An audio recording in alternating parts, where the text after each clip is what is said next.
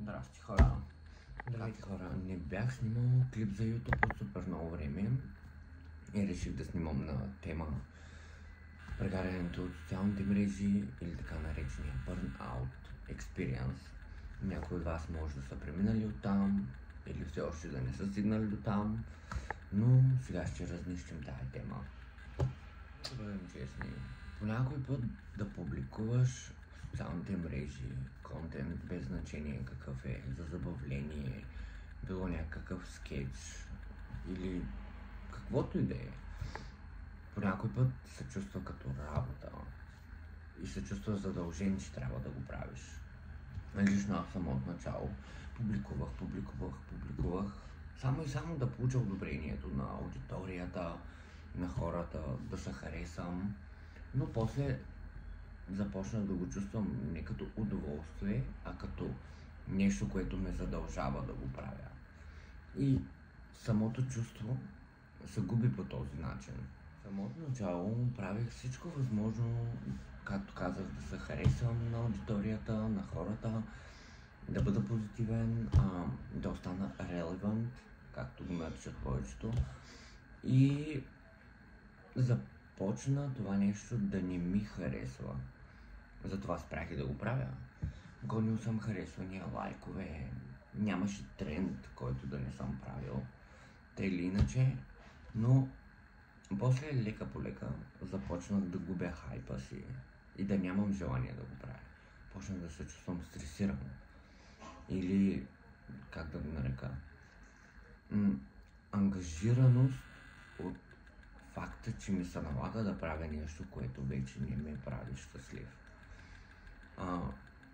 Не е приятно чувството. Не знам дали повечето от вас са стигали до този период в живота си като контент креатор, да се чувстват по този начин. Ако сте, пишете долу в коментарите. Спрях да мисля прекалено много какъв контент постоянно трябва да качвам, какво трябва да правя, за да остана релевант и за да ме харесат хората така или иначе. И от тогава до сега винаги съм публикувал каквото на мен ми харесва, каквото аз смятам, че ще се хареса на хората, а не да се чувствам задължен, че трябва да е точно това. Трябва да правите нещата, които на вас ви харесват, да качвате нещата, които на вас ви харесват. И да се занимавате с това, което лично на вас ви харесва, не да чакате одобрението на всички останали. Когато започнете да го правите, вярвайте, ще се почувствате много по-добре. Другото, което е, всичко, което качвате, което сами избирате да качвате, то е отражение на вас. Примерно днеска, дори да не се чувствам добре, окей, да се чувствам тъжен, депресиран, самотен, както искате го наречете, искам да кача клип и го правя и го качвам, защото искам. И примерно качил съм тъжен клип, днеска се чувствам по този начин. Утре ще кача забавен клип, защото ми е забавно. Всеки един мой клип, който съм качвал или ще продължавам да качвам, е отражение на това как самия аз се чувствам като човек, като личност. И всичко това хората го виждат. Всичко това, което се публикува, хората го виждат. Лично аз това го наричам бърнаут.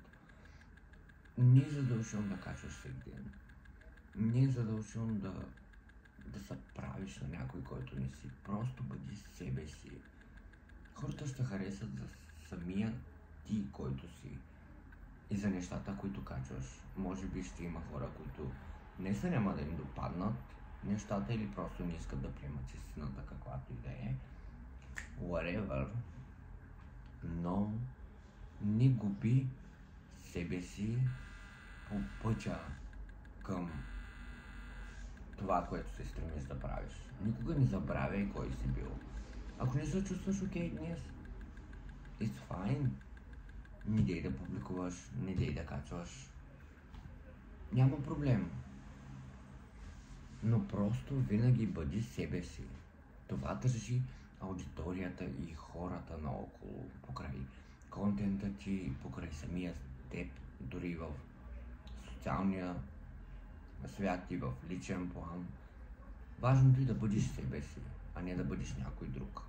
Когато ти самия си автентичен и оригинален, без значение с какво се занимаваш, дали ще е с създателство на видео, на каквото и да е, автентичността ти остава завинаги и хората ще те запомнят точно по този начин.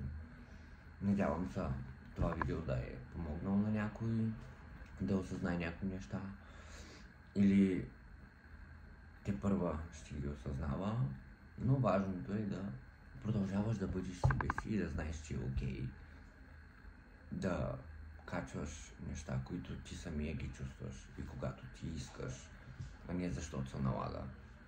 Ако ви харесало видеото, дайте по един палец нагоре, абонирайте се за канала и да.